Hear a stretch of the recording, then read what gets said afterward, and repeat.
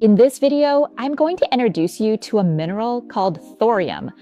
Thorium is a mineral that could potentially wipe out fossil fuels.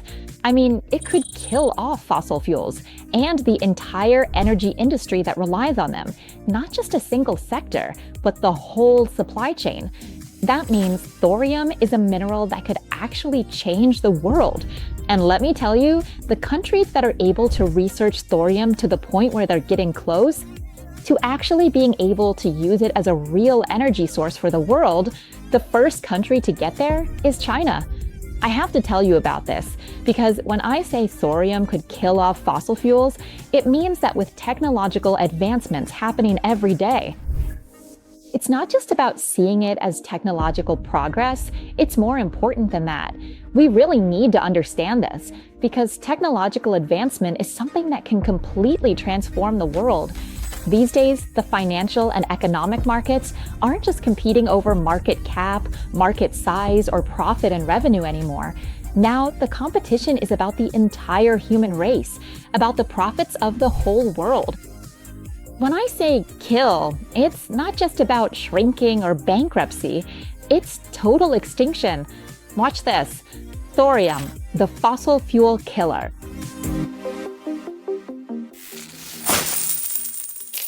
You can support the valuable information presented in this video by scanning this QR code, or you can easily support the Money Monster channel. Simply hit the like button, share it with others, and subscribe to our channel. Go ahead and subscribe right now so we can meet again very soon in the next video. Sound good? Amidst the tranquil deserts of Gansu province in China, the South China Morning Post reported that China has successfully constructed and completed a continuous thorium reactor. This time, we can't just see it as a mere technological advancement. If we look at it that way, we'll simply glance over the news and be like, oh, is that really so? But actually, it's not just that. It's more like, whoa, because the success in building a thorium reactor like this is going to generate massive profits, sweeping up the world's profits and completely wiping out the old energy industries. And let me tell you, this profit sweep is going to be huge and spectacular because they've spent half a century researching this. Can we get a clear picture of how thorium is about to change things? How could it change the global energy industry? Let me break it down for you with some numbers. So, the average energy consumption per person per year is 91,000 kilowatt hours. As for the whole world, in 2020, the total annual energy consumption was 15,061 MTOE. Now, what does MTOE mean? MTOE stands for million tons of oil equivalent. Which means that's tough, huh? Don't worry, it's not that complicated. 1 MTOE in Thai means burning 1 million tons of crude oil.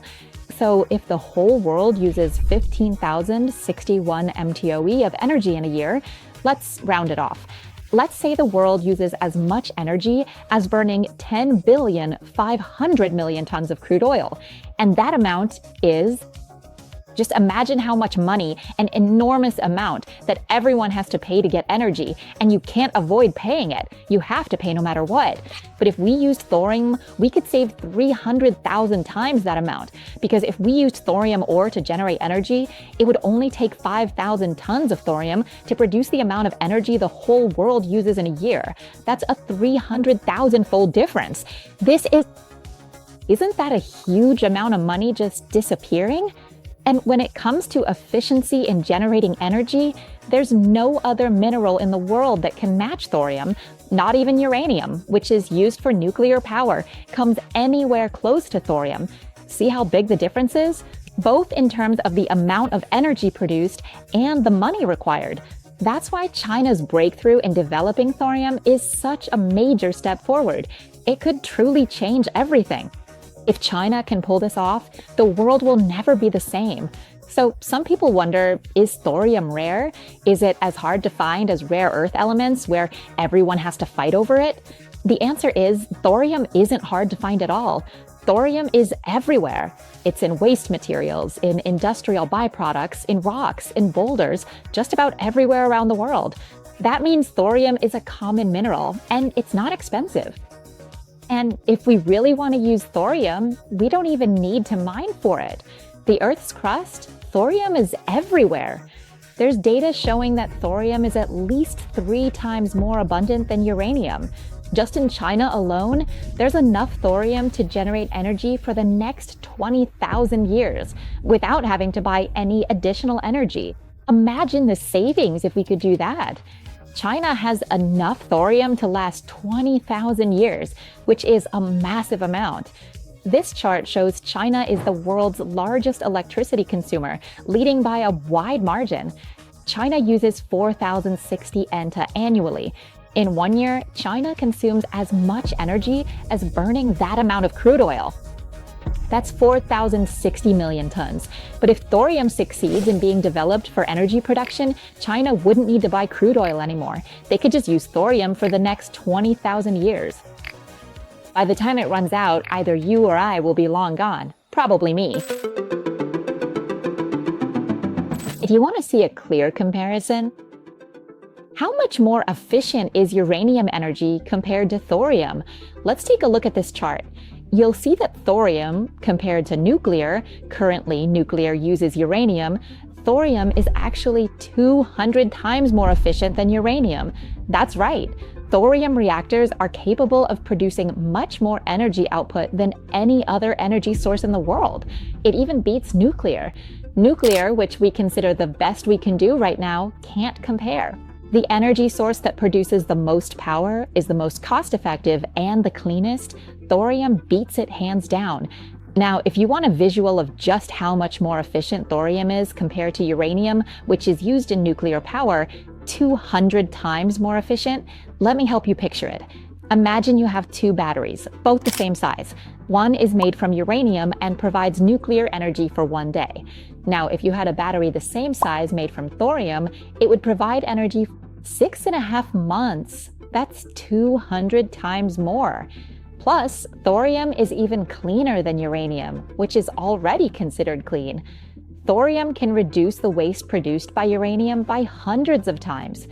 And if you compare it to fossil fuels, thorium reduces the amount of waste from fossil fuels by over 1,000,000 times. So thorium definitely beats uranium used in nuclear power by 200 times, right? Nothing compares to thorium, not even solar. Even with Thailand's strong sunlight, it can't compete because panels degrade. Wind turbines are costly and unstable. Hydropower is too nature-dependent and unreliable, even with dams. In our country, nothing beats thorium, especially compared to fossil fuels. Fossil fuels cause combustion and PM2.5 dust. Everyone has to wear a mask when they leave the house because of the use of fossil fuels. Another advantage that makes thorium superior to uranium is that thorium can't be used to make nuclear bombs. It's safer. As for the chemical reactions and all that, you can check out foreign channels for more details. I can't really explain it. But would you believe that the very reason people say thorium can't be used to make atomic or nuclear bombs is actually one of the reasons why thorium is not currently the primary source of energy we use today? Because to be perfectly honest about it, thorium was once researched and developed to actually generate electricity back in the mid-20th century.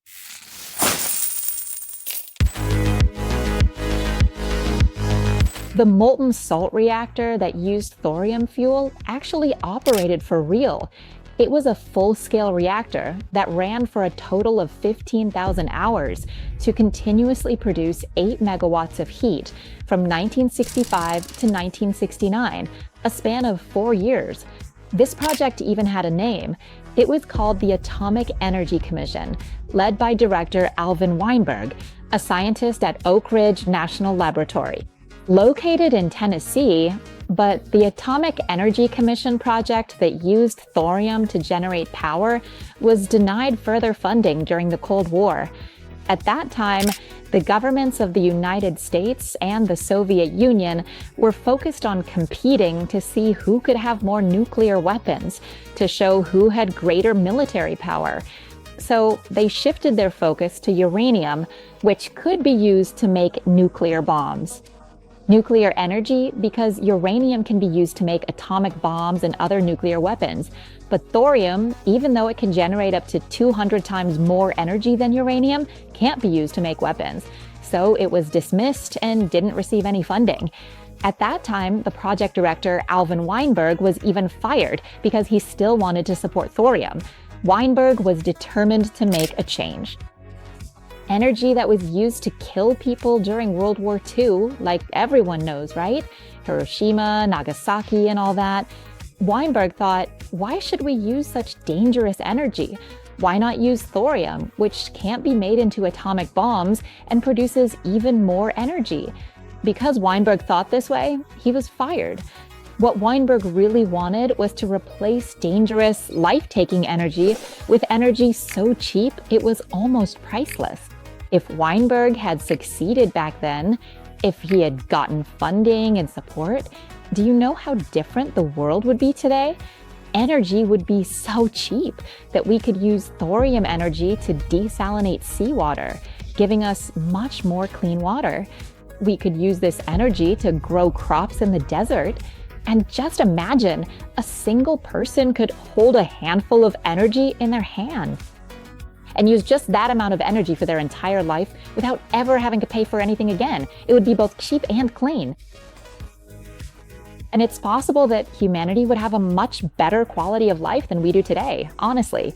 Back then, the countries that were leading using thorium reactors or thorium power plants was the United States, right? If the US could go back in time and had chosen to support thorium back then, today the US might be way ahead, like really floating above the rest as a country that's just completely independent from having to buy energy. Just imagine how rich they would be. But anyway, the joke that doesn't seem funny at all to America is China's success today and being able to build a thorium reactor.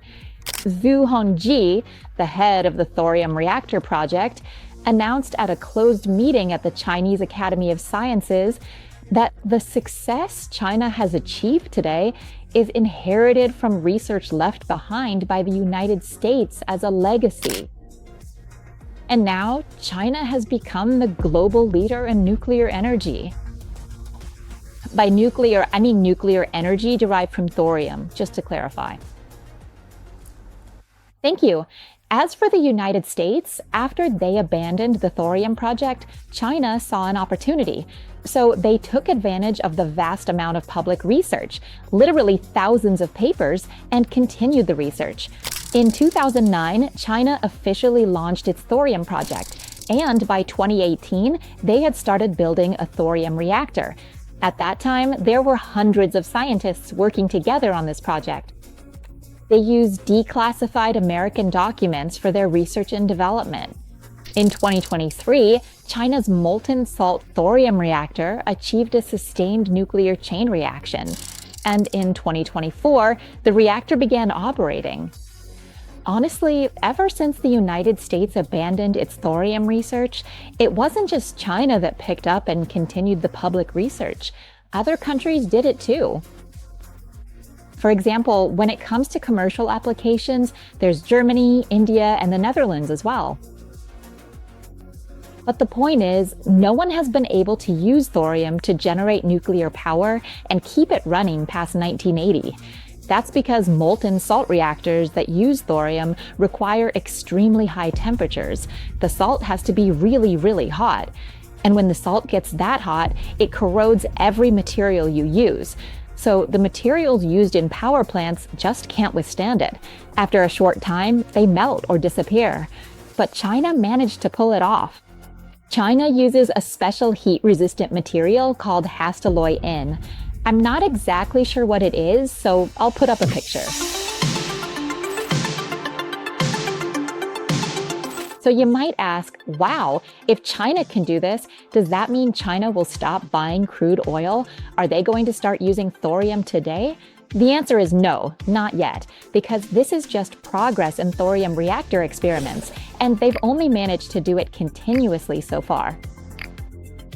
But China's thorium reactor right now, even though it can operate continuously, only produces 2 megawatts of electricity. That's really small. It's not even a power plant yet. But what's exciting is that this is the first time in the world that they've been able to add new fuel to a thorium reactor while it's still running. This proves that we can now use thorium reactors to generate electricity continuously. And China isn't wasting any time. They already have plans to build more thorium reactors that can produce even more.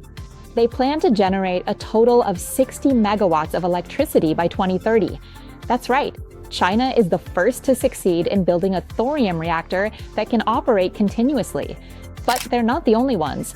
There's also Copenhagen Atomics in Switzerland, which is now planning to use thorium to generate a large amount of electricity in 2026, just next year. And in the United States, there are several startups that are also working on this, developing projects to use thorium for energy production. This means that thorium technology has made some progress. Now we can see a clear direction for using thorium to generate electricity.